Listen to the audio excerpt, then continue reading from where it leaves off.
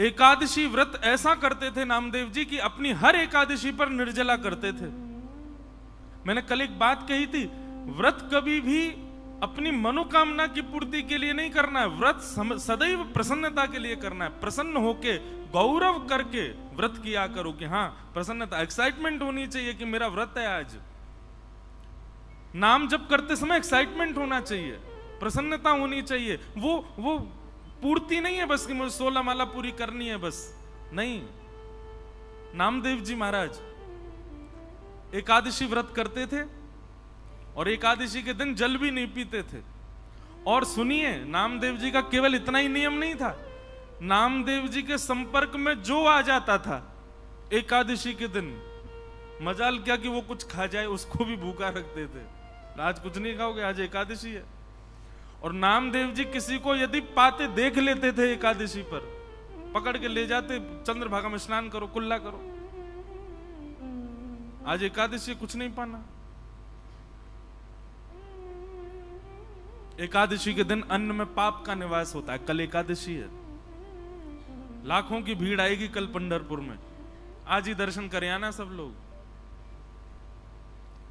अच्छा, मेरा पता नहीं क्यों आज बहुत मन हो रहा था कि अंतिम दिन मैं भी लाइन में लग के जाऊं दर्शन करने, वहीं से चंद्रभागा से सुबह लगे हैं लाइन में।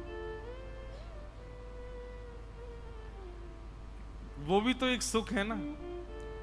ठाकुर जी प्रतीक्षा करते हैं, लेकिन हम प्रतीक्षा वाले मार्ग से ही नहीं गए तो फिर वो क्या आनंद। जाते जाते एक बार जरूर करके जाना है, वो लाइन में 4 घंटा खड़े होके फिर दर्शन। वास्तव में सुख तो तभी मिलता होगा जब 4 घंटे की प्रतीक्षा के बाद प्रियतम दिखाई दे।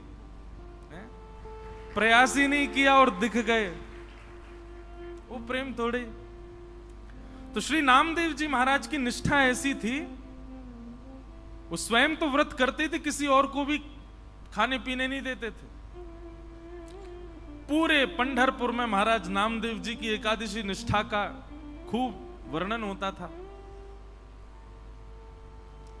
एक बात याद रखिएगा, जब भी आप कोई सद निष्ठा धारण करते हो, सद व्रत धारण करते हो, तो आपकी परीक्षा प्रकृति नहीं स्वयं ठाकुर जी लेते हैं। फिर मैं भी तो देखूं इसका नियम कैसा। एक वैष्णव मुझसे बोले, महाराज जी हम तो नियम ही इसलिए रख रहे हैं कि ठाकुर जी तोड़वाएं, कम से कम ठाकुर जी को इस बहाने हमारी याद तो आएगी। आप कहते हो कि परीक्षा ठाकुर जी लेते हैं, तो ठाकुर जी आए। श्री नामदेव जी की एकादशी थी और श्री पंडरीनाथ महाराज, पंडरीनाथ भगवान एक ब्राह्मण विप्र का रूप धारण करके नामदेव जी के घर पहुंच गए। और महाराज ठाकुर जी जैसी एक्टिंग दुनिया में कोई नहीं कर सकता। एक दीनहीन से ब्राह्मण बनकर के पहुंचे और नामदेव जी के द्वार पर जाकर के ऐसे गिरे। नामदेव जी ने जैसे देखा, अरे कोई विप्र ब्राह्मण आया है, दौड़ करके गए, दौड़ करके उठाया, हाथ पांव कांप रहे हैं, ठाकुर जी के वृद्ध सा रूप धारण करके आए हैं। नामदेव जी ने बिठाया, बोले भगवान कहां से आए हैं और ये आपका स्वरूप ऐसा क्यों हो रहा है, क्या दिक्कत क्या हो गई आपको। ठाकुर जी बोले, बहुत दिन से भूखे हैं हम, भोजन प्रसाद कुछ पाया नहीं है।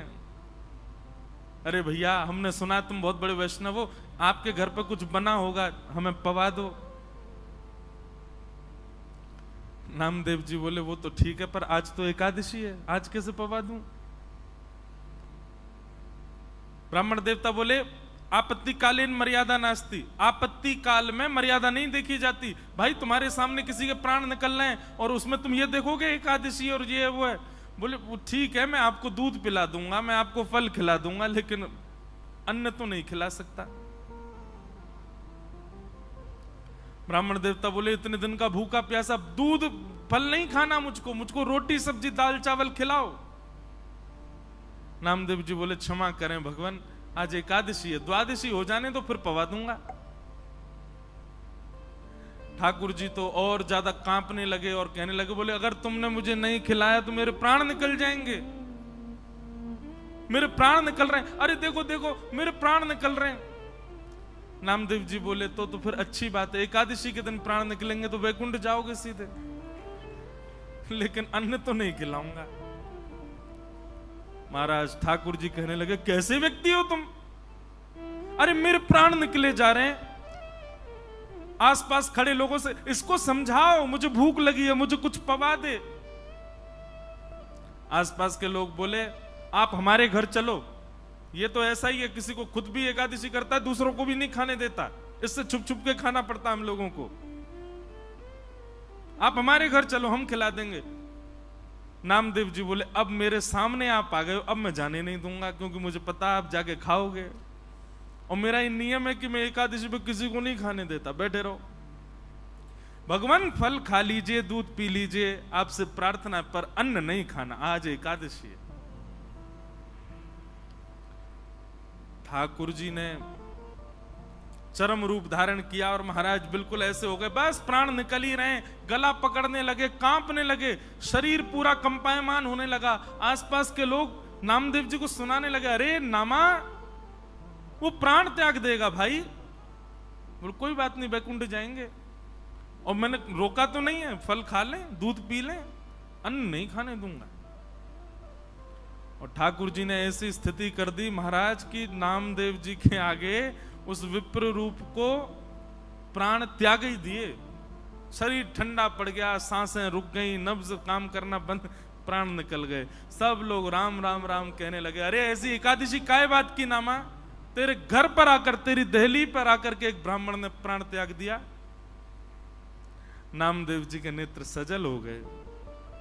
पंडरीनाथ भगवान का स्मरण करके बोले, एकादशी के दिन नाथ आप वैष्णवों के चित्त में विराजमान रहते हैं, आपकी प्राप्ति के लिए एकादशी निष्ठा एक बहुत महत्वपूर्ण कार्य करती है।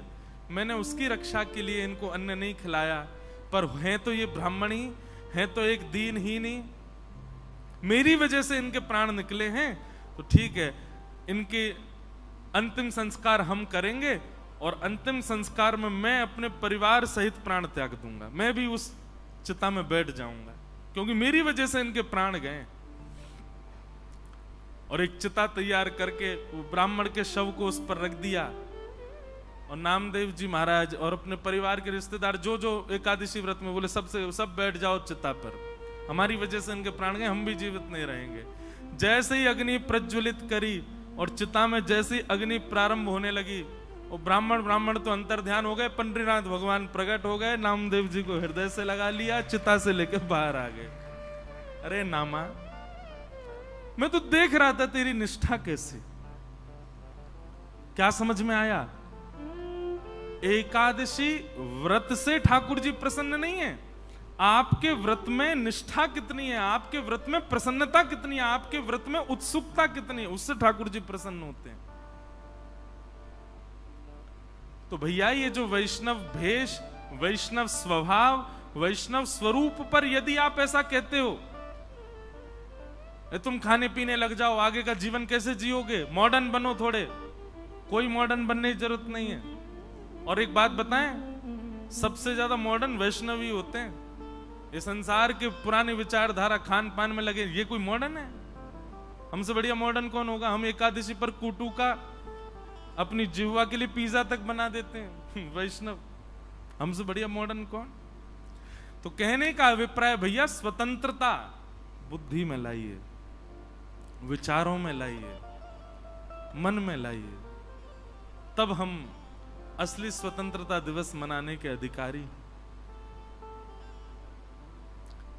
तो पंढरपुर की भूमि है, कल हमने बड़े प्रेम और भाव से ठाकुर जी का जन्मोत्सव मनाया। पूरे ब्रजमंडल में महाराज आनंद मग्न हो रहा है, सब ठाकुर जी का उत्सव मना रहे हैं, नाच रहे हैं, गा रहे हैं, ढोल ताशे नगाड़े सब बजा रहे हैं।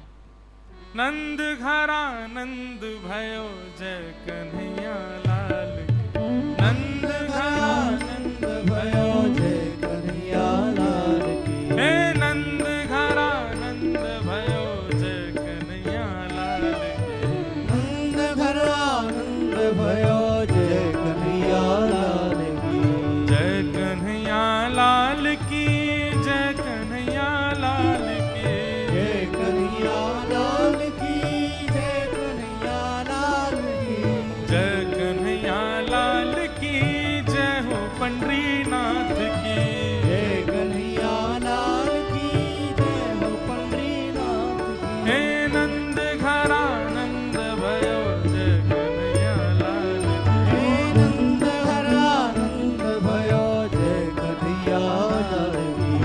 हाथी दिने घोड़ा दिने और दिनी पालकी, हाथी दिने घोड़ा दिने और दिनी पालकी, बालकन को लाडू पेड़ा बूढ़न गुलाब सी, बालकन को लाडू पेड़ा बूढ़न गुलाब सी। हे नंद घरा नंद भयो जय कन्हैया लाल, हो नंद घरा नंद भयो जय कन्हैया लाल।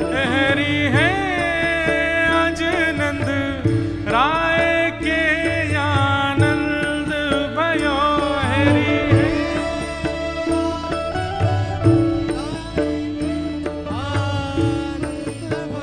ओ हरी है आज नंद राय के आनंद भयो, हरी है आज नंद राय के आनंद भयो, हरी है आज नंद राय के आनंद भयो, हरी है आज नंद राय के आनंद भयो। जय कन्हैया लाल की जय यशोदा लाल की, जय कन्हैया लाल की जय यशोदा लाल हे की। हे हो आनंद घरा नंद भयो जय कन्हैया लाल की, ओ नंद घरा नंद भयो जय कन्हैया लाल हे की। नंद घरा नंद भयो जय कन्हैया लाल की, ओ नंद घरा नंद भयो जय कन्हैया लाल की। हे कण दिए क्षण दिए बिंदी दिनी भाल की, अरे दिले चढ़े दिले बिंदी बाल की। कंठा और कड़ूला दिने दिनी मुक्ता मालती, कंठा और कड़ूला दिने दिनी मुक्ता माल की। हे कंठा और कड़ूला दिने दिनी मुक्ता मालती, और करुणा दिने दिनी मुक्ता माल हे आहा ओ नंद घरा नंद भयो जय कन्हैया लाल की, आनंद घरा नंद भयो जय कन्हैया लाल की। हे नंद घरा नंद भयो जय कन्हैया लाल की, आनंद घरा नंद भयो जय कन्हैया लाल की। हे नंद घरा नंद भयो जय कन्हैया लाल की, आनंद घरा नंद भयो जय कन्हैया लाल की। ओ जय कन्हैया लाल की, ओ जय कन्हैया लाल की। ओ जय बोलो गोपाल की, ओ जय बोलो गोपाल। हाँ जय कन्हैया लाल की, आहा जय कन्हैया लाल की। ओ जय बोलो गोपाल की, जय बोलो गोपाल। बलनंद के लाला की। पूरे ब्रजमंडल में आनंद उत्सव मन रहा है। ब्रजमंडल के उत्सव की स्थिति केवल इतनी समझ लीजिए कि उस महा उत्सव के महासागर की बिंदु भी नहीं है जो हम लोग करते हैं। हम नाच रहे हैं, गा रहे हैं, उत्सव मना रहे हैं, आनंदित होते हैं, ये उस उत्सव की बिंदु भी नहीं है। ऐसा उत्सव हुआ ठाकुर जी का।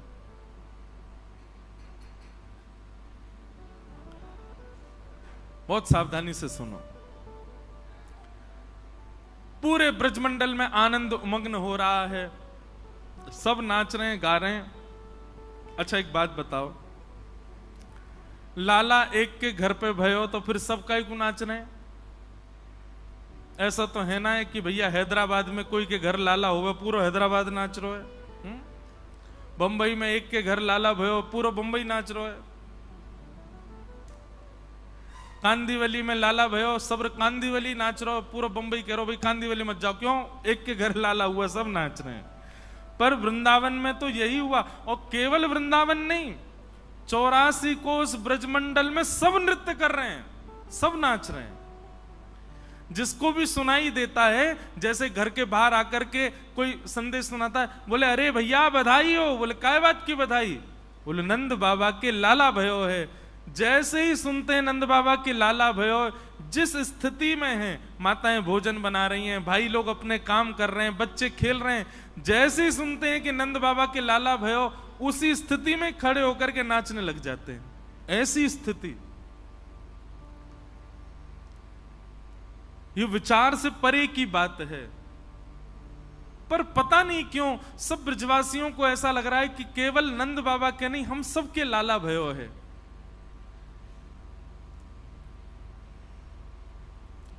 घर में कोई शुभ कार्य हो तो जिसके घर में शुभ कार्य, वो बंधन बांधता है, वो घर के बाहर कलश, मंगल कलश रखता है, वो घर के बाहर रोली से सुंदर रंगोली बनाता है, ब्राह्मणों को बुलाता है, अतिथियों को बुलाता है।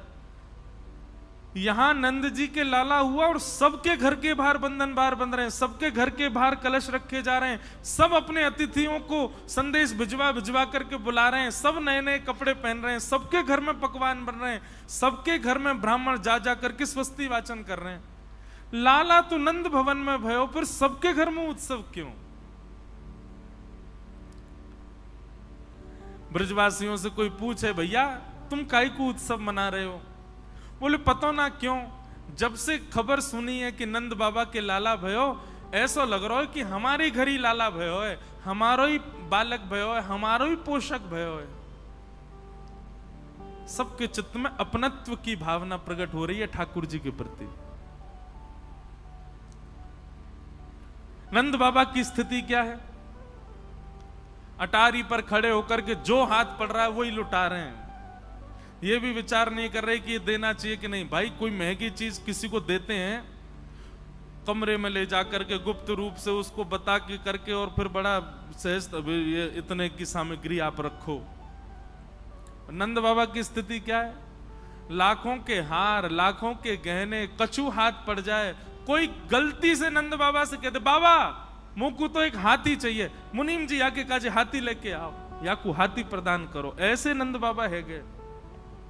एक बात लिखिएगा, वैसे तो मैं कथा में बताया करता हूं, ठाकुर जी यदि आपके जीवन में आ गए तो आपके हृदय की स्थिति क्या हो जाएगी? सब लोग बहुत सावधानी से सुनो। ठाकुर जी यदि हमारे जीवन में आ गए तो हमारा स्वरूप स्वभाव कैसा हो जाएगा? पहला, तन की सुध नहीं होगी आपको।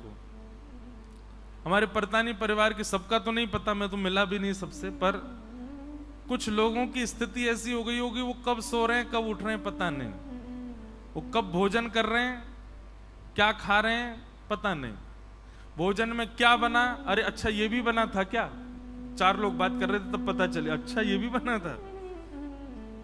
क्यों? कथा की व्यवस्था में, कथा के भाव में इतने आनंदित हो गए। वे चाहें, व्यवस्थापक चाहें तो अपने लिए समय निकाल के बढ़िया प्रेम से पा सकते हैं, लेकिन नहीं, वो इतने आनंद में भर जाते हैं कि उनको नहीं पता होता कि हम क्या कर रहे हैं। तन को जो जो सुविधा चाहिए, ठाकुर जी के आने पर आप उस सुविधा में कटौती करने लग जाओगे। पहली बात, आप पहले बहुत सस्ते संवरते थे, ठाकुर जी आ जाएंगे ना, फिर आपको यह भी नहीं पता होगा कि मैंने वस्त्र कैसे पहने, क्या पहने। कोई और टोकेगा, ए भाई तुमने कुर्ता उल्टा पहना है, अच्छा मुझे तो याद ही नहीं था। ऐसी स्थिति हो जाएगी। स्वरूप का भान नहीं होगा। सीधी बात, शरीर की व्यवस्था में जितने भी वस्तु आती सबकी लिस्ट बनाओ, सब अस्त व्यस्त हो जाएगी। ठाकुर जी आ गए तो आप ध्यान ही नहीं रख पाओगे। पहली बात, ठाकुर जी जीवन में आ गए तो दूसरी स्थिति आपकी क्या होगी? संग्रह की भावना खत्म होगी। संग्रह, ये रखूं, ये भी रखूं, ये भी कमाऊं, ये भी कमाऊं, ये भी रखूं, ये भी मुझे मिले, ये भी, ये स्थिति खत्म हो जाएगी। कैसी हो जाएगी? तू भी ले, तू भी ले, ए तू कहां जाता, तू भी लेके जा। सबको बांटने का मन करेगा, बांटने की स्थिति प्रकट हो जाएगी। कोई कहेगा 1 दोगे आप 5, ये ठाकुर जी के आने पर होगा, लुटवा देंगे सब कछु। ऐसी स्थिति कर देते हैं ठाकुर जी। ठाकुर जी जीवन में आएंगे तो संग्रह की स्थिति खत्म हो जाएगी, दान का स्वभाव प्रकट हो जाएगा। दो बातें हो गई। ठाकुर जी जीवन में आएंगे तो तीसरी स्थिति क्या होगी? इतना भाव आ जाएगा मन में कि कोई इतना भी आपसे कह देगा ना, मैं तो आ रहा था, बहुत जोर से धूप लग रही थी, अब छतरी थी नहीं तो धूप में ही चलता हुआ आ गया। अब उसने सामान्य बात कही पर आपके नेत्रों से आंसू गिरने लगेंगे, इतनी दया हृदय में उमड़ने लग जाएगी। एक बात याद रखिएगा, ये पैरामीटर है ठाकुर जी से समीपता और दूरी का। कोई कितना भी अपनी दयनीय बात बतावे और आपके नेत्रों में सजलता क्या, आपके चित्त में दया भी ना आवे, तो समझो ठाकुर जी बहुत दूर हैं आपसे। और कोई सहजता बता दे कि मैं तो चलते चलते फिसल गया, गिर गया, मेरे तो कमर में लगे, इसी बात से आपके नेत्र सजल हो जाएं, बहुत समीपता है ठाकुर जी की। समझ में आई बात? अत्यंत सरल भाव सुनकर के भी आपका हृदय भर आवे तो समझो ठाकुर जी जीवन में आ गए हैं। और किसी के अत्यंत दयनीय स्थिति सुनकर के भी पत्थर हृदय बना रहे तो समझो ठाकुर जी बहुत दूर हैं अभी आपसे। तो तीसरी स्थिति क्या होगी? ठाकुर जी जीवन में आएंगे तो हृदय भाव से भर जाएगा, हृदय भाव से भरेगा। ये सब लिखने वाले पॉइंट हैं। चौथा पॉइंट, ठाकुर जी जीवन में आएंगे तो क्या होगा? किसी दूसरे की उपलब्धि खबर सुनते ही आप नाचने लगोगे, आपको अच्छा लगेगा, आप प्रसन्न हो जाओगे, मन करेगा वाह ठाकुर जी बड़ी कृपा आपने, जो भले ही अपना बालक फेल हो गया हो लेकिन दूसरे का कोई बालक श्रेष्ठ बन गया है, दूसरा व्यक्ति आपसे आगे निकल जाए, आपको उससे ईर्ष्या नहीं प्रसन्नता होगी। ऐसी स्थिति हो जाएगी ठाकुर जी जीवन में आ गए तो। कुछ पॉइंट्स हैं ऐसे, ठाकुर जी जीवन में आए तो क्या क्या होगा। कितने पॉइंट हो गए? कितने? जोर से बोलो। और सोने वालों को कोहनी मार दिया करो, पुण्य मिलेगा। सत्य बता रहे हैं, एक गोवर्धन की परिक्रमा का पुण्य मिलेगा आपको। और सुनो, जो बेचारा जग के कथा सुनना उसमें कोहनी मारी तो फिर पुण्य कम होगा, जबरदस्ती कोहनी नहीं मारना। अच्छा एक बात बोलूं, आज मुझसे कोई बोला, बोले महाराज जी आप कल कह रहे थे, परसों शिकायत कर रहे, कौन कौन लोग हैं बताओ तो। मैंने कि देखो हैं तो 2-3 ही लोग, पर 2-3 के चक्कर में पूरी क्लास को डांट पड़ती है। अब कौन है वो तो नहीं बताऊंगा, जिस दिन कथा पूरी करके जाऊंगा उस दिन छेड़ जाऊंगा उनको, तुम ही थे।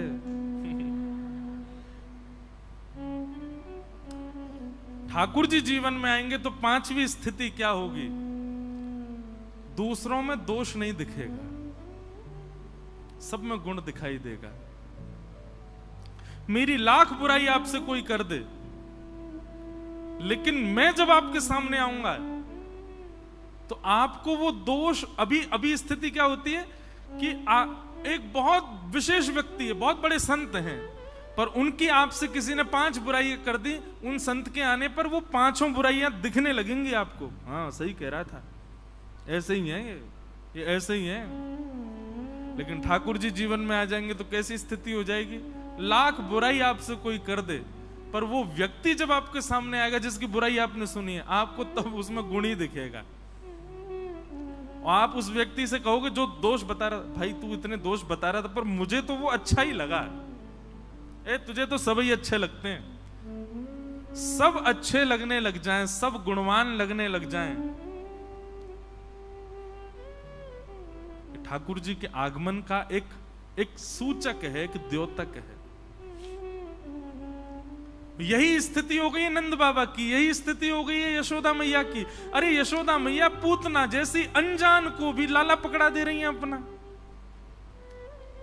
कोई अनजान को अपना बालक देता है क्या? और वो बालक भी ऐसा नहीं कि 5-6 बालक हों, 80 वर्ष बाद इतनी मेहनत करके, इतनी देवताओं को मना करके, इतने नंद बाबा और यशोदा मैया ने तीर्थों में जा करके कितने देवताओं के सर टेके, तब जाकर के लाला भयो, और वो 6 दिन के हुए हैं और एक अनजान सामने आ गई है पूतना, भले ही कितनी भी सुंदर हो, यशोदा मैया ने पकड़ा दिया। इसका मतलब क्या है? ठाकुर जी जीवन में आए हैं इसलिए ऐसी स्थिति होगी यशोदा मैया की। सब गुणवान दिखने लगते हैं। बस एक बात कहूं, ठाकुर जी जीवन में आ गए तो 6वां पॉइंट लिख लेना, सबसे विशेष है, दुनिया आपको पागल घोषित कर देगी। जी हमारे किसी काम का नहीं है। अच्छा, पागल घोषित क्यों करेगी उसके पीछे भी कारण सुनो।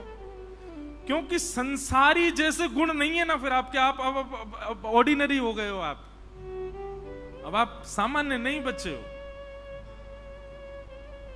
अब संसार का स्वभाव है छल करना, कपट करना, ईर्ष्या करना, निंदा करना, वो एक संसार का स्वभाव है और आप उस स्वभाव से परे हो चुके हो, इसलिए संसार आपको पागल कहेगा। ये हमारे जैसा तो है ही नहीं, एलियन है, अलग अलग घूम रहा है हमसे।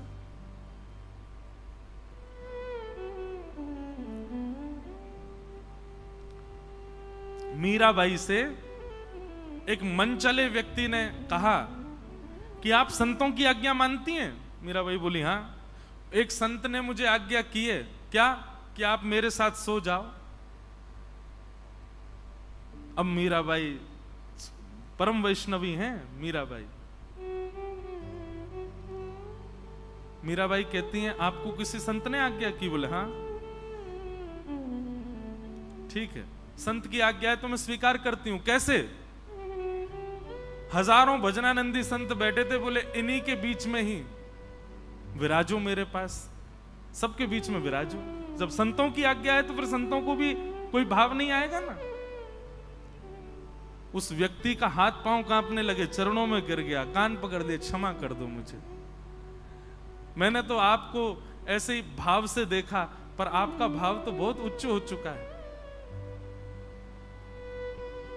वैष्णव होना बहुत बहुत बहुत उच्च प्रकार की बुद्धि का प्राप्त हो जाना है। फिर संसार जैसे लक्षण नहीं रहेंगे आप में, ठाकुर जी जीवन में आ जाएंगे, आप वैष्णव हो जाओगे तो संसार के आचार विचार व्यवहार जैसा भाव नहीं रहेगा आपका, आप उससे परे हो जाओगे। अच्छा एक बात, इसमें कई लोगों को ऐसा लग सकता है कि ठाकुर जी के जीवन में आने के बाद हम क्या बिल्कुल वैसे हो जाएंगे, मतलब क्या बोले उसको, चतुर का उल्टा क्या होता? भोला। क्या हम बिल्कुल भोले भाले हो जाएंगे, मतलब हमारे साथ कोई कुछ भी कर जाए? नहीं, अत्यंत विवेकी और हो जाओगे आप। आपको पता चल जाएगा व्यक्ति के केवल राम कृष्ण हरि, ये 3 शब्द उसने आपसे बोले, उसके स्वर से, उसके शब्द से ही आप पता कर लोगे कि इसके मन में विचार जो है वो उचित नहीं है। और कोई व्यक्ति संसारी बात करेगा तो भी आपको पता चल जाएगा कि ये व्यक्ति परम वैष्णव है। इतना विवेक प्रदान करता है ठाकुर जी का सत्संग। और ये बात मैं नहीं कह रहा हूं, शास्त्राज्ञा करते हैं। जाढ्यम धियो हरति सिंचति वाच सत्यम, मानोन्नति दिशतु पापम पाकरोति, लक्ष्मी तनोति वितनोति च दिक्षु कीर्ति, सत्संगति कतय किम न करोति पुंसा। सत्संग सब प्रदान करता। तो नंद बाबा के यहां लाला भयो है, सब नाच रहे हैं, गा रहे हैं, आनंद मना रहे हैं, सब उत्सव मना रहे हैं। सबको यही लग रहा है कि भैया हमारे घर ही लाला भयो है। आहा,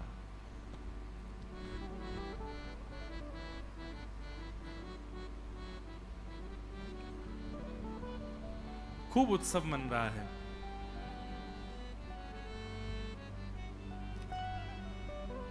अवाद्यंत विचित्राणी वादित्राणी महोत्सवे, विचित्र विचित्र वाद्य बजा करके सब ब्रजवासी नाच रहे हैं, गा रहे हैं, उत्सव मना रहे हैं। 1 वर्ष तक उत्सव मनता रहा। और 1 वर्ष का उत्सव कैसा था? बहुत सावधानी से सुनिए। 1 वर्ष का उत्सव ऐसा नहीं था कि आज जैसा उत्सव मना है तो कल धीरे धीरे उत्सव में कमी आती जा रही हो, नहीं, बल्कि उल्टा था। आज जैसा उत्सव कल उससे अधिक हो रहा है, परसों उससे भी अधिक हो रहा है, तरसों उससे भी अधिक हो रहा है। नित्य वर्धमान उत्सव चल रहा है वृंदावन में, सब नाच रहे हैं, गा रहे हैं, उत्सव मना रहे हैं। कंस के द्वारा भेजी गई एक राक्षसी पूतना वृंदावन को आई, गोकुल में आई है। अच्छा, एक संत के प्रवचन हम सुन रहे थे, वो बहुत अच्छी बात कह रहे थे और प्रमाणित करते हुए कह रहे थे कि नंद नंदन और देवकी नंदन कृष्ण कोई अलग अलग नहीं है, एक ही है। कई लोग ऐसा मानते हैं कि श्री ठाकुर जी का जन्म देवकी मैया के गर्भ से हुआ, यशोदा मैया के गर्भ से नहीं हुआ, ऐसा नहीं है। उनका भाव ऐसा था कि यशोदा मैया ने, अब प्रमाण तो उन्होंने श्लोकों के दिए, श्लोक मुझे अभी स्मृति में नहीं, पर प्रमाण ऐसा दिया कि श्री यशोदा मैया ने एक बालिका को जन्म नहीं दिया है, दो जुड़वा बालक जन्मे हैं, एक पुत्र और एक पुत्री। और पुत्र कौन है? बोले नंद नंदन कृष्ण है। और पुत्री कौन है? बोले योग माया। तो जब वसुदेव जी अपने लाला को लेकर के यशोदा मैया के पास आए तो कहीं वसुदेव जी के चित्त में यह भाव नहीं आ जाए कि यशोदा मैया के पास तो लाला है, मैं अपनो लाला काई को दे के जाऊं। तो योग माया ने ऐसी दृष्टि कर दी कि वसुदेव जी को दूसरा लाला दिखाई नहीं दियो, उनको केवल लाली दिखाई दी। तो वसुदेव जी ने जैसे ही अपने ठाकुर जी अपने लाला पधराए तो देवकी नंदन कृष्ण जो हैं वो नंद नंदन कृष्ण में विलीन हो गए और योग माया को लेकर के वसुदेव जी वापस चले गए। कृष्ण एक ही है पर अंदर दो शक्तियां विराजमान हैं। वंशी बजानी होती है, चोरी करनी होवे, गोपीन के संग रास विहार करनो, ग्वाल बालन के संग उधम करनो, तो वो कौन है? बोले वो नंद नंदन है। और जैसे ही राक्षस आ जाता है सोई बलवान हो जाते हैं, बोले ये कौन है? बोले ये देवकी नंदन है, ये चतुर्भुज ठाकुर जी हैं जो देवकी के यहां प्रकट हुए हैं। और यही सब लीला करते करते करते करते करते जैसे ही ठाकुर जी के मथुरा गमन का विषय आया तो अक्रूर घाट वृंदावन में पड़ता है, वहां जब अक्रूर जी स्नान करने के लिए गए तो रथ में बैठे हुए श्री कृष्ण जो हैं वो दो रूपों में परिणत हो गए और देवकी नंदन कृष्ण जो हैं वो आगे की यात्रा पर चले गए। नंद नंदन कृष्ण तो वापस वृंदावन गए और कभी वृंदावन छोड़ के गए ही नहीं, सदा वृंदावन में रहते। अब सुनो बात, वही नंद नंदन कृष्ण जब 100 वर्ष तक देवकी नंदन कृष्ण से विलग रहे वृंदावन में, आज भी वृंदावन में ही है, तो द्वारिका में देवकी नंदन कृष्ण को अपने नंद नंदन स्वरूप की स्मृति आने लगी। अब जिनको समझ आ जाए समझ लो, ये ऊंची बात है। उनको याद आने लगी, बोले अब तो हम केवल पराक्रम वाले काम करते हैं, युद्ध करना, ज्ञान देना, ये राक्षस को मारो उसको मारो, हमारा वो बाल रूप तो कहीं चला गया। बोले वो तो नंद नंदन कृष्ण है। तब नंद नंदन कृष्ण की जब याद आई ठाकुर जी को, कब याद आई? जब लीला पूरी करके जाने लगे। ठाकुर जी तो द्वारिका से ही प्रस्थान कर रहे थे, लेकिन तभी नंद नंदन कृष्ण की बड़ी स्मृति हुई कि वो ब्रज का स्वरूप कैसा था। ग्वाल बालाओं के गले में गलवैयां डाल करके घूमना, गोपियों के घर जाके माखन चुराना, बंशी बजाना, सुंदर सुंदर लीला करना, वो सब लीला तो बहुत पीछे छोड़े आयो मैं। ठाकुर जी को नंद नंदन कृष्ण की याद जैसे ही आई, इतने में ही नेत्र खोल करके ठाकुर जी ने देखा तो नंद नंदन कृष्ण सामने ही खड़े हैं द्वारिका में। देखते ही ठाकुर जी ने दौड़ करके उनको हृदय से लगाया तो दोनों पुनः एक है गए। नंद नंदन कृष्ण जैसे ही देवकी नंदन कृष्ण के भीतर प्रवेश किए, ठाकुर जी तुरंत मन में भाव आयो कि अब हमें वृंदावन चलना चाहिए। वृंदावन तो ठाकुर जी नहीं गए, पर पंढरपुर आकर के इसी को ही वृंदावन बना दिया। और यहीं पर ही श्री यमुना जी, श्री गिरिराज जी, ब्रजवासियों के साथ में गोपाल काला, ठाकुर जी सुंदर दही ओदन जैसे होता है वैसा बना करके यहां पर लीला कर रहे हैं, वंशी का वेणुनाद कर रहे हैं। ये गोपालपुर गांव के सामने जब आप जाएंगे चंद्रभागा जी में अंदर जो ठाकुर जी के चरण से वहां बैठ करके श्री कृष्ण ने वंशी बजाई, जबकि वृंदावन से जाने के बाद ठाकुर जी ने कभी वंशी नहीं बजाई। वृंदावन से जाने के बाद ठाकुर जी ने केवल पंढरपुर में वंशी बजाई और कहीं नहीं बजाई। द्वारिका में ठाकुर जी की वंशी नहीं बजी। इस वृंदावन में, इस पंढरपुर में ठाकुर जी अद्भुत ब्रज के भाव से भ्रमण कर रहे हैं। तो आज ही ये भाव ऐसे मन में आया कि जरूर नंदन नंदन कृष्ण ही वापस आए होंगे, तभी ठाकुर जी को लेकर के पंढरपुर आए। तो जिन लोगों के मन में ये बात रहती है कि भैया देवकी के ही लाला हैं श्री कृष्ण, यशोदा जी के लाला नहीं, ऐसा नहीं। यशोदा मैया के गर्भ से श्री कृष्ण प्रकट हुए हैं।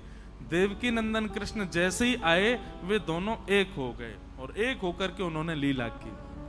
तो वात्सल्य भाव की प्रेम की लीला तो नंद नंदन कृष्ण कर रहे हैं और अपने ऐश्वर्य की लीला देवकी नंदन कृष्ण करते हैं। ऐसे भाव। उत्सव मन रहा था, इतने में ही कंस के द्वारा भेजी गई एक राक्षसी मथुरा से आई, जिसका नाम है पूतना। क्या नाम है? पूतना का मतलब क्या होता है? पूत माने पवित्र और ना माने जो नहीं है, उसका नाम है पूतना। क्षमा कीजिएगा, बुरा मत मानिएगा, जो पवित्र नहीं रहता है वही पूतना है। और ठाकुर जी को वही प्रिय नहीं है। पवित्र रहने का मतलब शारीरिक पवित्रता नहीं, मानसिक पवित्रता।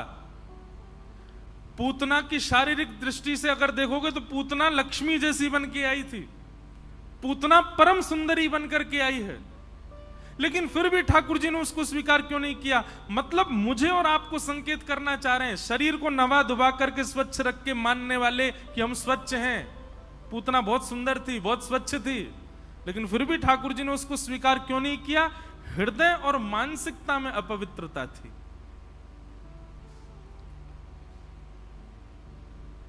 तन साफ करना आवश्यक नहीं, मन में पवित्रता, मन में स्वच्छता होनी चाहिए। पंढरपुर इस बात का प्रमाण है। आप कैसी भी स्थिति में हो, हाथ धुबे भी नहीं है तो भी ठाकुर जी आपको स्वीकार कर रहे हैं, आओ हमारे चरण छुओ। इस बात से ठाकुर जी प्रमाणित करते हैं कि आपके तन की स्थिति कैसी, इससे मुझे फर्क नहीं पड़ता, पर मेरे चरण छूने के बाद भी मैं पर ब्रह्म हूं, यह साक्षात्कार तुमको तभी होगा जब तुम्हारा हृदय पवित्र होगा। नहीं तो ऐसे ही लगेगा किसी पाषाण को छू करके हम बाहर आ गए। कल, वैसे तो बतानी नहीं चाहिए किसी संत के अनुभव की बात, पर कल हम रात्रि दर्शन करने गए पूज्य श्री दत्त धाम वाले महाराज जी के साथ।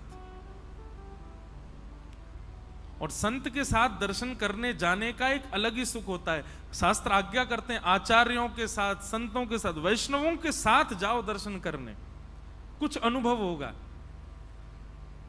महाराज जी ने जैसे ही गर्भगृह में प्रवेश किया तो मैं आगे चल रहा था, उनका स्पर्श का भाव रहता है, कोई स्पर्श ना करे तो मैं भी हटाता चला। मैंने पंडरीनाथ भगवान को प्रणाम किया, बलैया ले ली। पहले दिन मुझको पुजारी जी बोले ऐसे मत करो, मैंने कि सुनो सबके लिए रोक दो, इसके लिए मत रोको। मैंने हम ब्रज से आए हैं, लाला की बलैया तो लेंगे, तो अब वो नहीं रोकते मुझे, मैं रोज बलैया लेता हूं लाल जी के। तो जैसे ही दर्शन करके मैं किनारे हुआ तो महाराज जी आए, पूरा शरीर कंपायमान ठाकुर जी के आगे आते, और बस एक टक श्री पंडरीनाथ भगवान के चरणों को ही देख रहे थे महाराज जी। नेत्र लाल पड़ गए। एक क्षण के लिए ऐसा अनुभव हो रहा था कि मानो श्री पंडरीनाथ भगवान उनसे कुछ वार्ता कर रहे हैं। शब्द नहीं सुनाई दे रहे थे, लेकिन लग रहा था कि चर्चा हो रही है। महाराज जी का जो आव भाव था, वो सर हिला रहे थे, ऐसे कर रहे, मतलब मानो जैसे कुछ ठाकुर जी कह रहे हैं और वो उनको प्रत्युत्तर कर रहे हों। बनावटी भाव अलग दिखता है, पर वास्तविकता भी अलग दिख जाती है। अद्भुत क्षण था कल का। मानो ऐसा लगा कि कल कृष्ण जन्म था ना, ठाकुर जी ने हमको बधाई रूप में ये संयोग दिया कि लो भाई पंढरपुर आके हमारा नंदोत्सव कर रहे हो, बधाई रूप में एक अपना अनुभव कराते हैं। अद्भुत। तो पूतना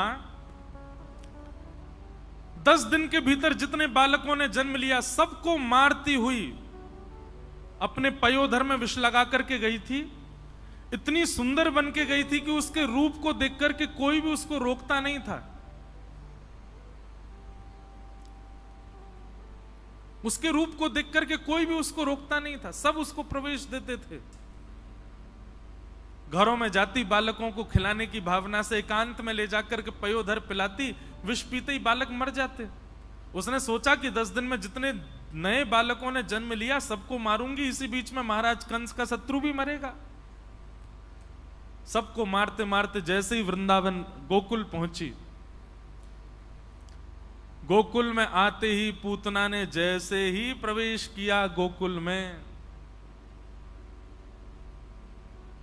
उसकी गजगामिनी चाल, उसके नूपुरों से आने वाली ध्वनि, उसके नैनों की मटकाहट, उसकी सुंदर मुस्कान, उसकी नासिका, उसके कान, उसके हाथ, एक एक स्वरूप की स्थिति इतनी आकर्षक थी कि कई ब्रजवासी तो नंद घर आनंद भयो, जय कन्हैया लाल की नाच रहे हैं, गा रहे हैं, उत्सव मना रहे हैं। लेकिन जैसे ही पूतना बगल से निकलती है, उसके एक अंग को भी यदि कोई देख लेता है, सब उत्सव मनाना भूल जाते हैं, उसी को देखते हैं, वो हो कितनी सुंदर। आकर्षण।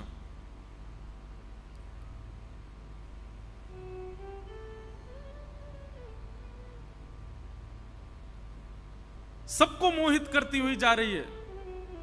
मैं कहता हूं कई ब्रजवासी बालक तो अपनी मैया के पास गए, मैया तू पीछे पड़ी रे, ब्याह कर ले, ब्याह कर ले, ब्याह मेरो ब्याह करा दे मैया। बोले अच्छा छोरी ढूंढ ली तेने? बोले हाँ मैया ढूंढ ली। कौन है? बोले वो आ रही देख। भाई ते करूंगा ब्याह मैया, देख कितनी सुंदर। पूतना का रूप इतना सुंदर कि सब आकृष्ट होते जा रहे हैं। और केवल पुरुष ही नहीं, गोपियां भी आकर्षित हो रही हैं। भागवत जी में वर्णन करते हुए कहते हैं कि गोपियों ने जब पूतना को देखा तो गोपियां मन में विचार कर रही हैं, अरे बहन देखो ये नंद जी को लाला याकू देख करके तो हमको ऐसी लगी कि जे तो कोई नारायण भगवान तो नहीं है, और आज देख हमारी बात पे मोहर लग गई, वह नारायण को दर्शन करवे साक्षात लक्ष्मी आई है। ऐसी सुंदर ना कभी देखी, ना कभी सुनी, ना कभी सोची, इतनी सुंदर पूतना।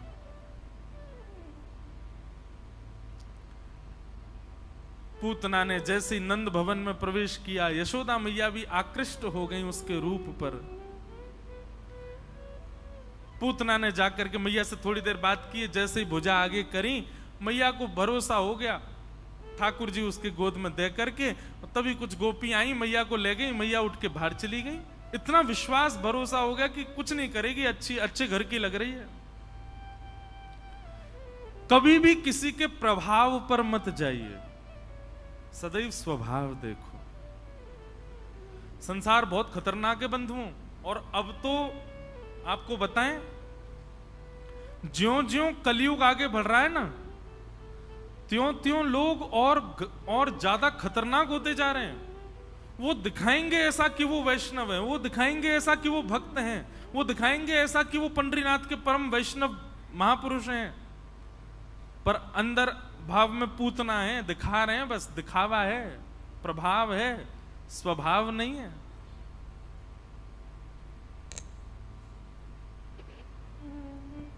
इसलिए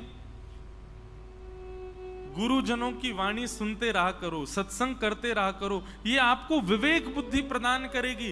कोई कितना भी सुंदर हो, आप सत्संगी हो ना, तो आप इतना दोष नहीं देखोगे, पर इतना जरूर समझ जाओगे कि ये संग रहने लायक है कि नहीं, ये कहीं हमारी भक्ति में विक्षेप तो नहीं डाल देगा।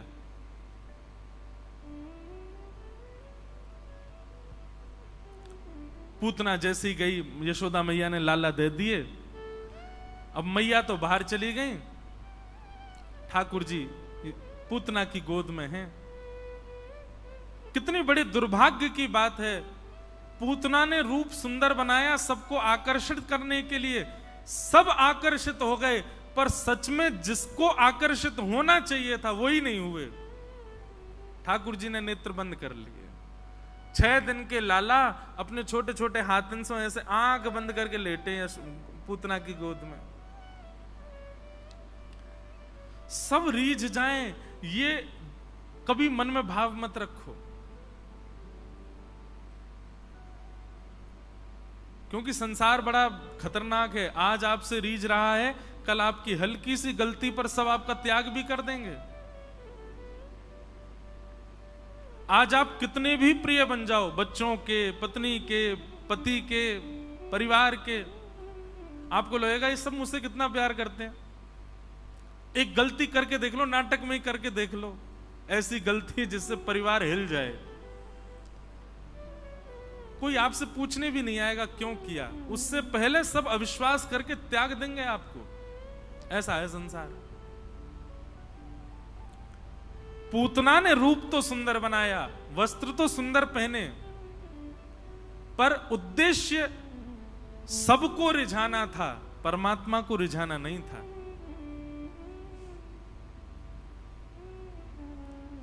और सबको रिझाने की भावना से गई तो सब रीझ गए, लेकिन परमात्मा नहीं रीझे। ठाकुर जी के इतने समीप जाने के बाद भी भगवान के नेत्रों की अधिकारिणी नहीं बन पाई पूतना। ठाकुर जी ने नेत्र बंद कर लिए। अब नेत्र बंद क्यों किए भगवान ने, इसके पीछे बहुत सारे उदाहरण दिए जाते हैं। बहुत ध्यान से सुनिएगा सब लोग, सावधानी से। कई उदाहरण हैं कि ठाकुर जी ने नेत्र बंद क्यों किए, पर मुझे 1-2 उदाहरण बड़े प्रिय लगते हैं, वो मैं आपको बताऊं। ठाकुर जी ने नेत्र बंद क्यों किए पूतना को देख करके? सबसे पहला कारण, पूतना सुंदर बन के आई। ठाकुर जी को इससे दिक्कत नहीं है, आप खूब सुंदर बन के रहो, पर आपने आकर के किया क्या? हरि भजन कर रहे, हरि उत्सव मना रहे, हरि कथा सुन रहे, हरि को भज रहे लोगों को आपने हरि भजन छुड़वा करके अपनी ओर आकृष्ट कर लिया। ठाकुर जी कहते हैं ये दोष है पूतना का, जिसके कारण मैं उसको नहीं देखूंगा। समझ में आई बात? कोई भगवत भजन कर रहा है, कोई कथा सुन रहा है, कोई ठाकुर जी का स्मरण कर रहा है, और आपकी उपस्थिति से यदि उसका भजन छूट रहा है, कथा छूट रही है, ठाकुर जी से जो उसका कनेक्शन बन रहा है उसमें आप बाधक बन रहे हो, तो आप ही पूतना हो। इसीलिए मैं कई बार बताया करता हूं, कथा में आने वाले को और विशेष रूप से लेट आने वाले को पीछे बैठ जाना चाहिए। कूदते फांदते, उछलते कूदते, ओ मेरी जगह मैं वहां बैठूंगा, पहले आते। अब वो आया, व्यास जी की भी दृष्टि उस पर पड़ी, जनता भी देखने लगी कौन आया है। अब मैं उस समय तो नहीं बोल सकता, मन ही मन सोचता हूं आ गई पूतना। बुरा नहीं मानना, आ गई पूतना मतलब क्या? पुरुष आते तो भी यही बोलता हूं, मेरी पूतना आ गई। सबका ध्यान उसी की ओर चला गया। सीधी बात, आप भक्ति में बाधा बन रहे हो यदि किसी की, आप कथा में बाधा बन रहे हो, आप ठाकुर जी से मिलन में बाधा बन रहे हो, आप ही पूतना हो। और पूतना हो मतलब सबके प्रिय बन जाओगे जीवन में, ठाकुर जी के प्रिय नहीं बन पाओगे। हरिप्रिय बनना है, ये हमारा उद्देश्य है। इसलिए कभी भी किसी की भक्ति में, किसी के भजन में, किसी की कथा में, किसी के भगवत भाव में, भगवत मिलन में कभी भी बाधा मत बनो। नहीं तो ठाकुर जी के इतने समीप जाकर के भी ठाकुर जी के नेत्रों में नहीं बैठ पाओगे, जैसे पूतना।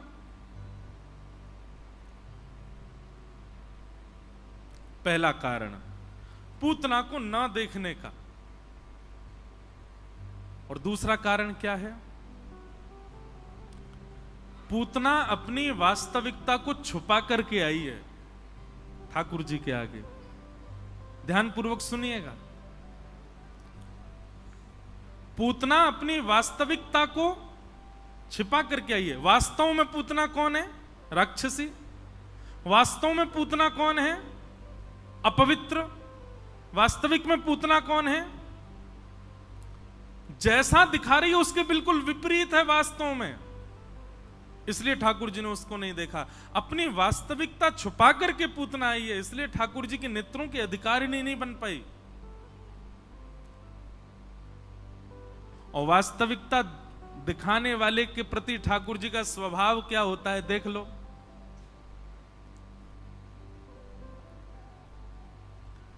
सात कोस लंबे चौड़े गिरिराज पर्वत को उठाने के लिए ठाकुर जी बाएं हाथ की इकन्नी उंगली का नख इस्तेमाल करते हैं,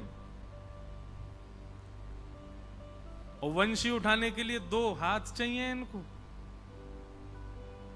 इतना बड़ा गिरिराज पर्वत नख पे उठा लिया, और हल्की सी वंशी उसके लिए 2 भुजा, और पूरी व्यवस्था अपनी उंगली आदि सब व्यवस्थित करते हैं, तब वंशी। अरे जब इतना बड़ा गिरिराज पर्वत नख पे उठा सकते हैं तो वंशी को तो देख लें तो वंशी बच जानी चाहिए। लेकिन वंशी के लिए इतनी व्यवस्था क्यों करते हैं?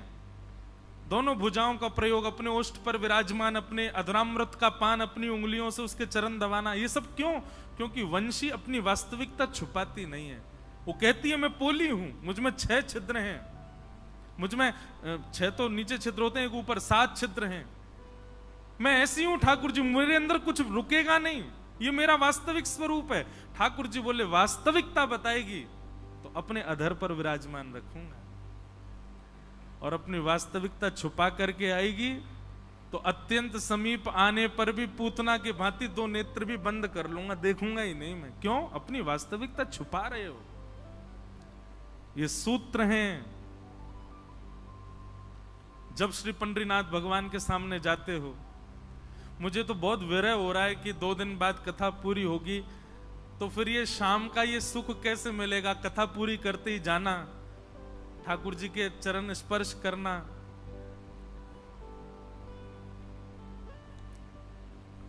जब पंडरीनाथ भगवान के सामने जाओ,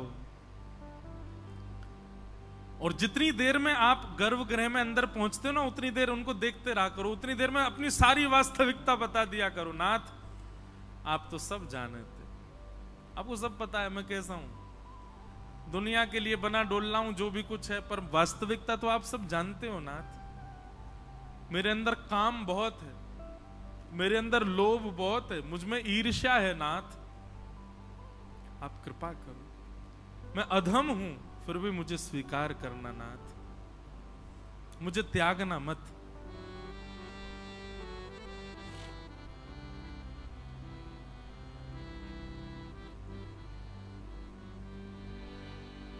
एक भाव में गाया करता हूं श्री पंडरीनाथ भगवान के चरणों में। वहां तो खड़े होके नहीं गा सकता, पर यहीं से सुना दे रहे हैं। हे नाथ, तेरी शरण में आके मैं धन्य हो गया, तेरी शरण में आके मैं धन्य हो गया, तेरी शरण में आके मैं धन्य हो गया, तेरी शरण में आके मैं धन्य हो गया।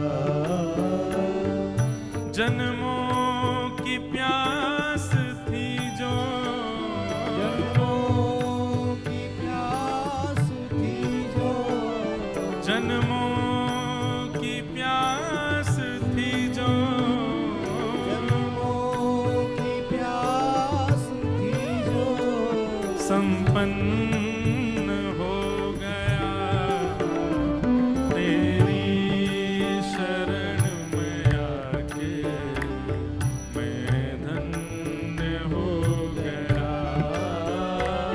तेरी शरण में आके मैं धन्य हो गया। श्री पंडरीनाथ भगवान की।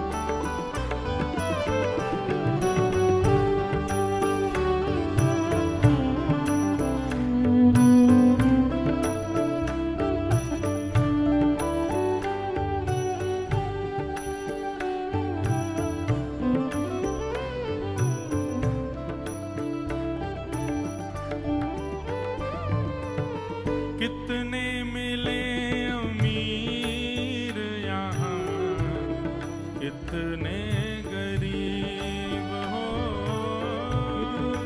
मिले सब लोग गाओ।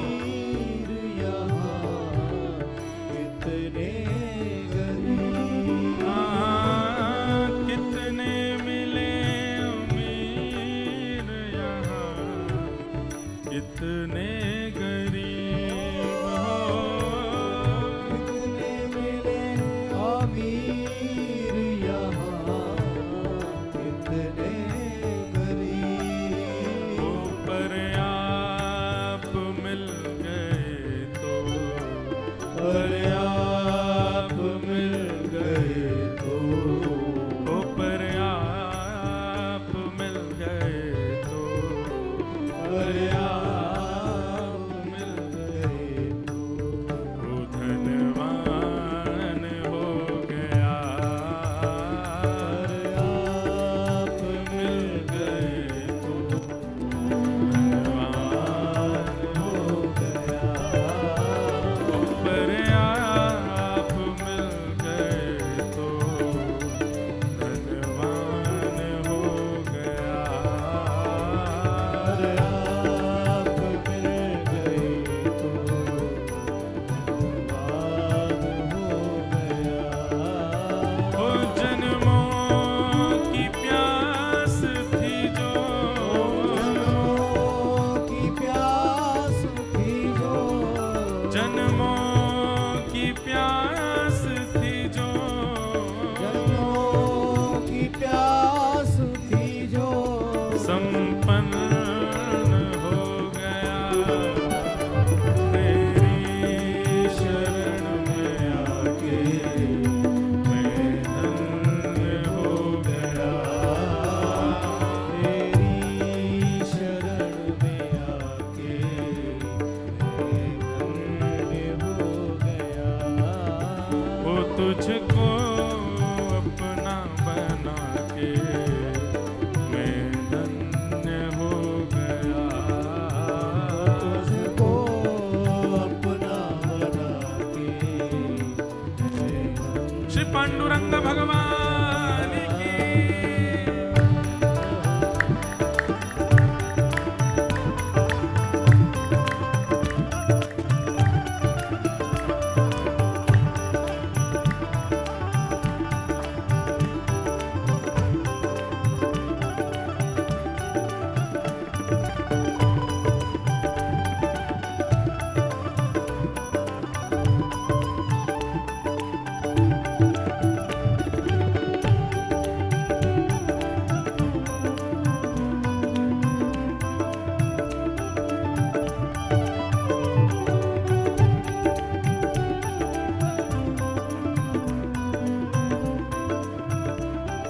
अच्छा, ये पद मैं आप सबकी ओर से गा रहा हूं। हम धन्य हुए हैं पंढरपुर आकर के। अब पता नहीं इसके बाद कब आना होगा, कौन कथा कराएगा, कौन बुलाएगा पंढरपुर। अपने आप ही दर्शन करने आ जाएं तो अच्छा है। बाकी कथा के लिए इतनी दूर कोई व्यवस्था बनावे, ये तो कोई ठाकुर जी की अनुग्रह होगा तो ही संभव होगा। जय हो। पर श्री पंडरीनाथ भगवान, मेरा तो आदत ऐसी कि तीर्थों में, धामों में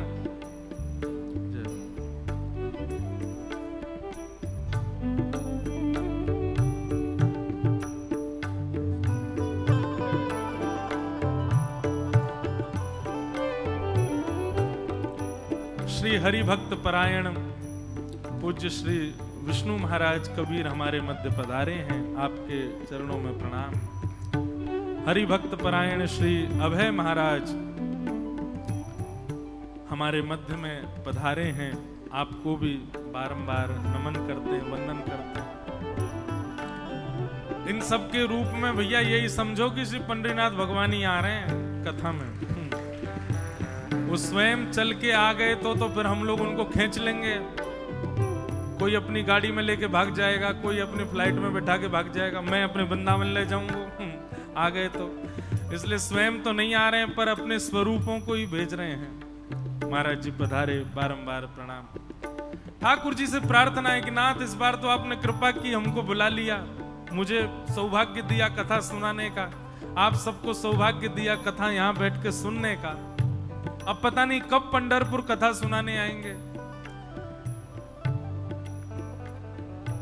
दर्शन करने तो आएंगे ही, वो तो कहीं ना कहीं से बहाना निकाल के हम आ जाना है हमको, पर पता नहीं कथा करने अब कब, इतने दिन रुकने कब आएंगे। इसलिए ठाकुर जी से अभी प्रार्थना करके जा रहे हैं। करना कभी ना दूर प्रभु, चरणों से आप हो।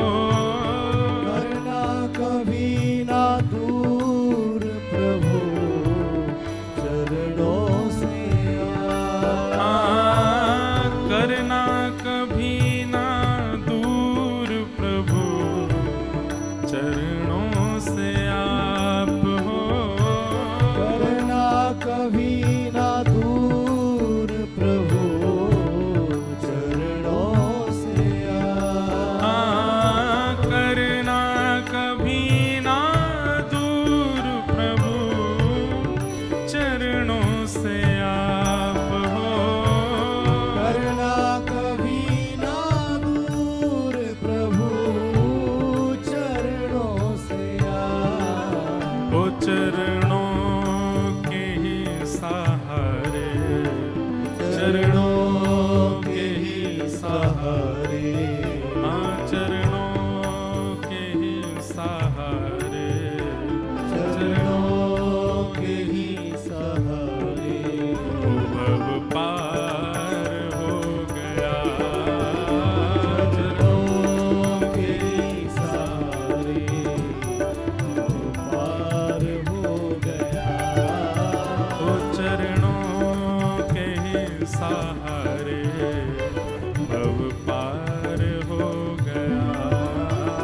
चरणों के ही सहारे, पार हो हड़ताल बजा के गाओ। ओ जन्मों की प्यास थी जो, जन्मों की प्यास थी जो, जन्मों की प्यास थी जो, जन्मों की प्यास थी जो, मैं संपन्न हो गया तेरी शरण में आके, मैं धन्य हो गया। तेरी शरण में आके मैं धन्य हो गया। हे विठ्ठल माझा माझा मी विठ्ठलाचा, विठ्ठल माझा माझा मी विठ्ठलाचा, हे विठ्ठल माझा माझा मी विठ्ठलाचा, विठ्ठल माझा माझा मी विठ्ठलाचा, हे विठ्ठल माझा माझा मी विठ्ठलाचा, विठ्ठल माझा माझा मी विठ्ठलाचा, हे विठ्ठल माझा माझा मी विठ्ठलाचा, विठ्ठल माझा माझा मी विठ्ठलाचा, हे विठ्ठल माझा माझा मी विठ्ठलाचा, विठ्ठल माझा माझा मी विठ्ठलाचा, हे विठ्ठल माझा माझा मी विठ्ठलाचा, विठ्ठल माझा माझा मी विठ्ठलाचा, हे विठ्ठल माझा माझा मी विठ्ठलाचा, विठ्ठल माझा माझा मी विठ्ठलाचा,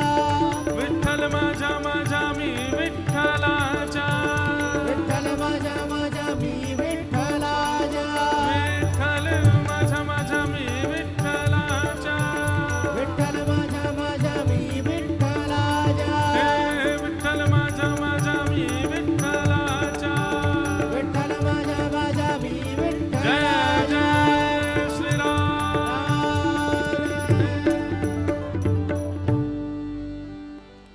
तो पूतना से दो बातें सीखो। क्या सीखो? पहली बात तो कभी किसी के भजन में वादक बन करके मत जाओ, नहीं ठाकुर जी अस्वीकार करेंगे। और दूसरी बात हमने पूतना से ये सीखी कि अपनी वास्तविकता को छुपा करके मत जाओ। जैसे हो हरि जी में जैसो तैसो तेरो, मैं जैसा हूं आपका हूं, चाहे काला हूं, गोरा हूं, मोटा हूं, पतला हूं, ऊंचा हूं, छोटा हूं, धनवान हूं, निर्धन हूं, मैं जैसा भी हूं आपका हूं नाथ, आप मुझे छोड़ो मत। पता आपको ठाकुर जी को सबसे प्रिय क्या लगता है? जब वैष्णव जाकर के ये कहता है कि नाथ मैं आपका हूं, नाथ मैं आपका हूं। एक बार पंडरीनाथ भगवान के सामने जाके कहिए हम आपके हैं, हम नाथ आपके हैं, मैं आपका हूं। उसके बाद ठाकुर जी प्रसन्न हो जाते हैं कि हाँ ठीक है, मेरा है तो फिर मेरे हिसाब से रहेगो, अब जैसे मैं चाहूंगा वैसे रहेगो। तो पूतना से ये दो चीजें हमको सीखनी है कि ये कार्य नहीं करना भगवान के सामने जाके, नहीं तो ठाकुर जी देखेंगे नहीं।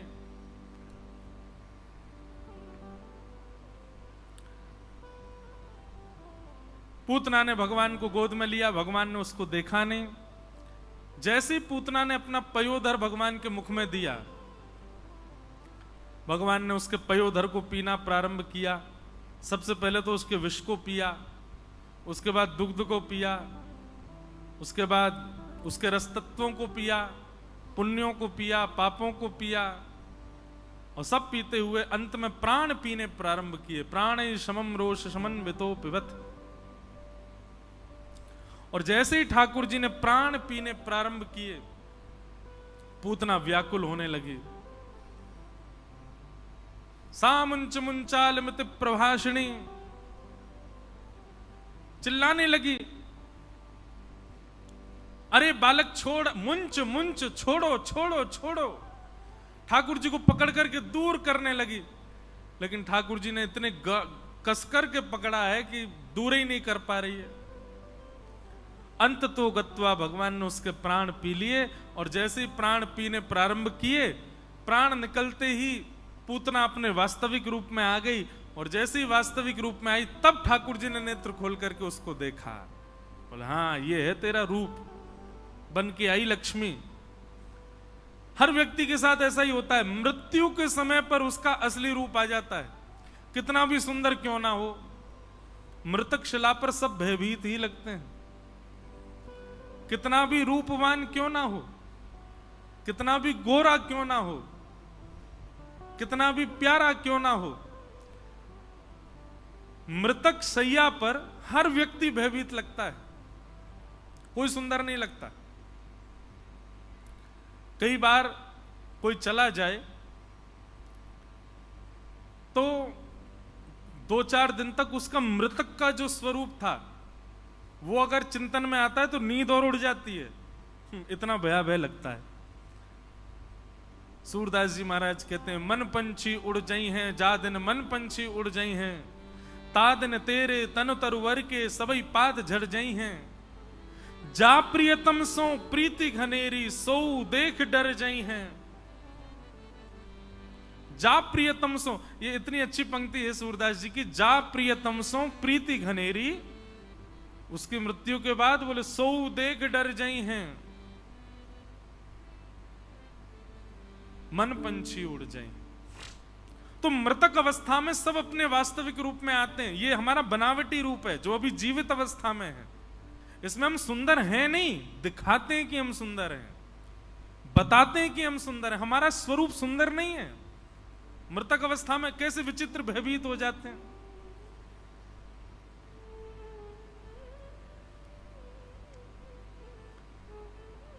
पूतना तो पहले से ही भयभीत थी, भयाभय थी, और भगवान ने जैसे उसका मृत्यु की प्राण खींचे तो और भयभीत होकर के प्रकट हुई। तब ठाकुर जी ने उसको देखा, और भगवान की दृष्टि पड़ते ही उसकी जैसे ही मृत्यु हुई तो भगवत धाम को प्रस्थान कर गई, वैकुंठ की प्राप्ति हुई। आहा, कितने दयालु ठाकुर जी। हमको कोई गाली दे दे और कोई चौथा व्यक्ति आके बता दे तुमको 2 लोग गाली दे रहे थे, हम डंडा लेके ढूंढने जाते, क्यों रे तेने मुझे गाली दी। और यहां पूतना तो घर में घुस के मारने आई है, तो ठाकुर जी उसको सदगति प्रदान कर रहे हैं, उसको वो गति प्रदान कर रहे हैं जो गति मां यशोदा को मिलनी चाहिए। अहोबकीयं स्तनकालकूटम्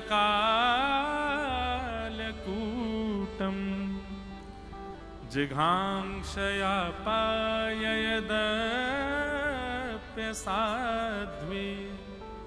लेभे गतिं धातृचितां ततोऽन्यं कंबादयालुं शरणं ब्रजेम। कितने दयालु ठाकुर जी, हमारे साथ इतनी सी भूल कोई कर दे तो उसको न देखने की कसम खा लेते हैं हम लोग। इसने ऐसा किया, इसको देखूंगा नहीं मैं। और यहां ठाकुर जी को षड्यंत्र बनाकर के मारने आने वाली पूतना, उसको मार तो दिया ठाकुर जी ने, पर गति कौन सी प्रदान की? वैकुंठ। और वैकुंठ भी नहीं, वैकुंठ में यशोदा मैया के लिए जो रिजर्व्ड स्थान था ठाकुर जी ने वो दिया पूतना को। यहां पर प्रश्न उठाया देवताओं ने, ये क्या किया भगवान आपने? पूतना को आपने, ठीक है, उसको मार करके स्वर्ग भेज देते, उसको मार करके किसी अन्य लोक में भेजते, पहले तो आपने वैकुंठ भेज दिया। देखिए एक बात क्लियर कीजिए अपने मन में, स्वर्ग जाना और वैकुंठ जाना ये दोनों अलग बातें हैं। कई लोग अपने पूर्वजों के नाम के नीचे लिख देते हैं स्वर्गीय। अगर आप ये विश्वास करते हो कि वो स्वर्ग गए हैं, स्वर्ग में व्यक्ति हमेशा नहीं रहता।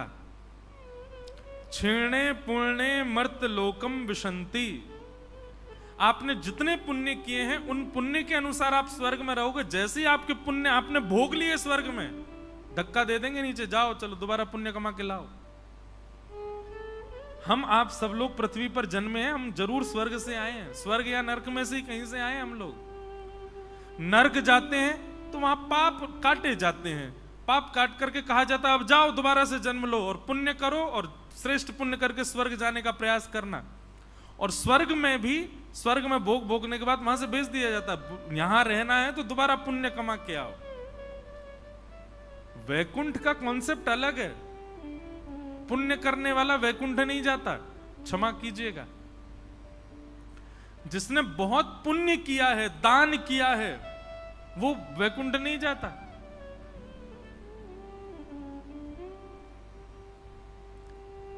भगवान कहते हैं वैकुंठ के लिए पुण्य आवश्यक है, पर पुण्य यदि रहेगा ना अंदर तो वैकुंठ की प्राप्ति नहीं होगी। यहीं पर रहते हुए अपने उपस्थित भोगों को भोगते हुए पुण्य क्षीण करो।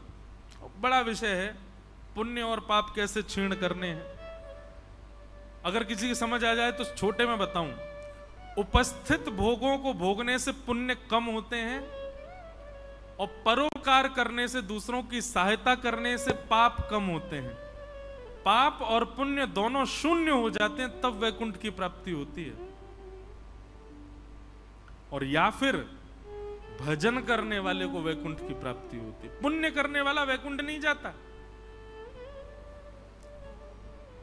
देवता बोले आपने इसको वैकुंठ भेज दिया, और वैकुंठ में भी अलग अलग कैटेगरी हैं, उसमें भी आपने वो कैटेगरी दी जो यशोदा मैया को मिलनी चाहिए। क्यों नाथ? ठाकुर जी की दयालुता देखो।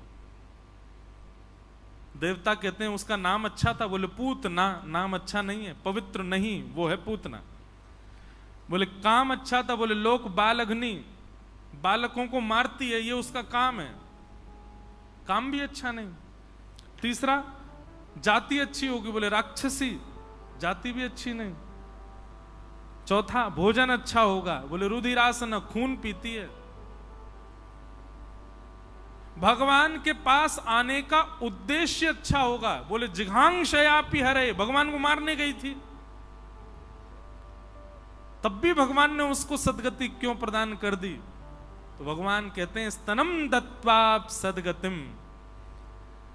बोले पूतना भली अशुद्ध है, पूतना भली राक्षसी है, पूतना भली सब अवगुण थे उसमें, पर जब वो मारने आई तो मारते समय उसने अपना पयोधर मेरे मुख में दिया, उसका स्तन मुख में लेते ही मुझको दया आ गई। देखो कितने वात्सल्य भाव से मुझको मारने आई है, और ये वात्सल्य का एक क्षण का स्वभाव मेरे चित्त में प्रकट हुआ और मैंने उसको सदगति प्रदान कर दी। ताली क्यों बजाई आपने? समझ में आई बात तो बजानी थी, समझ में ही नहीं आई तो क्यों बजाई? ताली किस बात पे बजनी थी पता है? आपके पूरे जीवन में 1 सेकंड का आपका भाव ठाकुर जी को प्रिय लग गया तो ठाकुर जी वैकुंठ दे देते हैं। पूरे जीवन यदि प्रिय भाव से रहोगे तो ठाकुर जी क्या प्रदान करेंगे? अब बजाओ ताली।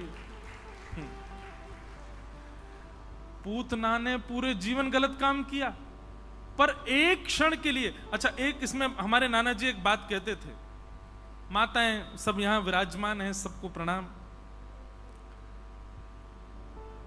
बालक को दूध पान कराना, अपने पयोधर का पान कराना, यह सामान्य बात नहीं है।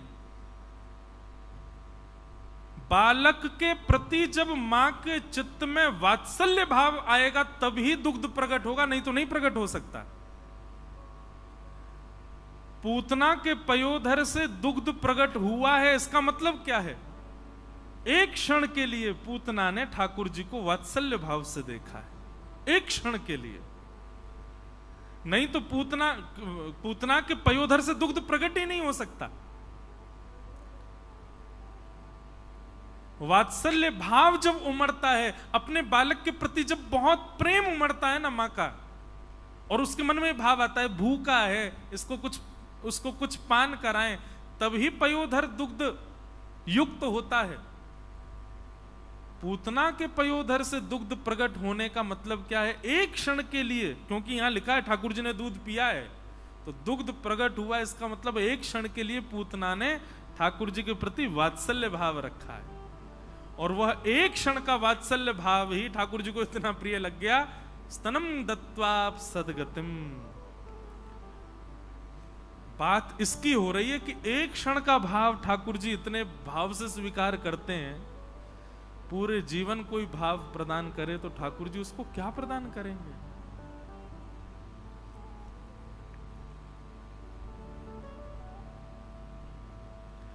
हमारे मन में तो यही आता है कि ठाकुर जी एक क्षण के भाव से प्रसन्न होते हैं तो वैकुंठ देते हैं, और जब जीवन भर के भाव से प्रसन्न हो जाते हैं तो स्वयं को देते हैं, खुद को दे देते हैं।